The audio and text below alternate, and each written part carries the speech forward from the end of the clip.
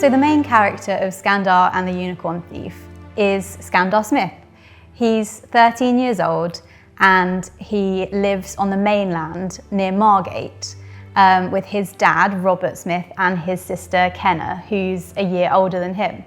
Skandar's got kind of messy brown hair, he's got muddy brown eyes, and he's not the most strong or sporty kind of boy you'd meet.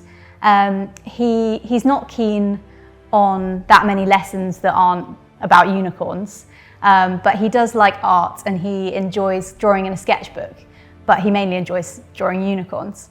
So Skandar, he doesn't really know how to stick up for himself very well. He tends to rely on his sister to do that for him, especially when he's being bullied by people at school. But he's got a kind of inner strength and he has this fierce dream to become a unicorn rider, and that's all he's focusing on when the book begins. The Hatchery exam, which is the exam will determine whether or not he'll be able to become a rider. And he is just obsessed with anything to do with the world of the unicorns.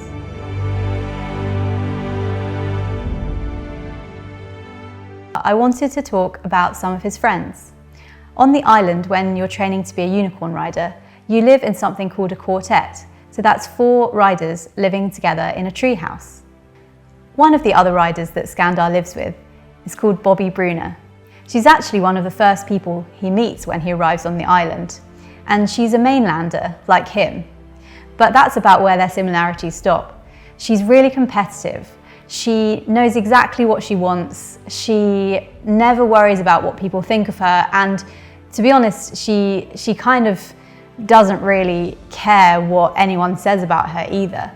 And she's the kind of person that you definitely want on your side rather than against you.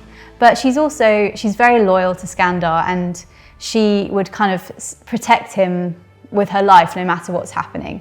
And she is definitely one of the friends who has the kind of personality that I think matches her element, and I won't tell you which one that is, but Bobby certainly is the element that she's allied to. So another member of Skandar's quartet is Flo Shiconi.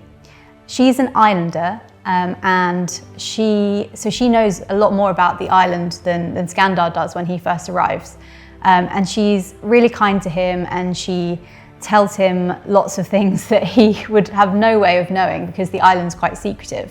And Flo's really down to earth, but she is also quite scared of her unicorn, and she actually kind of had this dream that she wanted to be an apprentice to her dad, who's a saddler, rather than actually become a unicorn rider. So she's making a big adjustment when the book starts.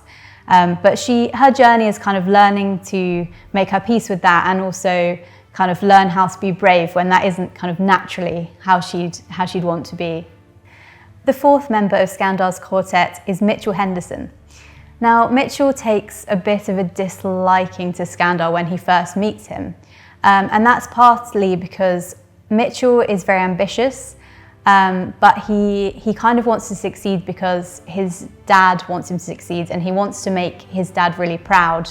And Mitchell struggles with kind of making decisions that he would want rather than the decisions that his dad would want him to make. But his journey is kind of learning how to have friends. He's not really had them before, and also learning how to kind of shake off that, like, his father's influence and kind of do things for himself rather than for his dad. He's got a bit of a fiery temper, but he's very creative. He comes up with lots of ingenious plans.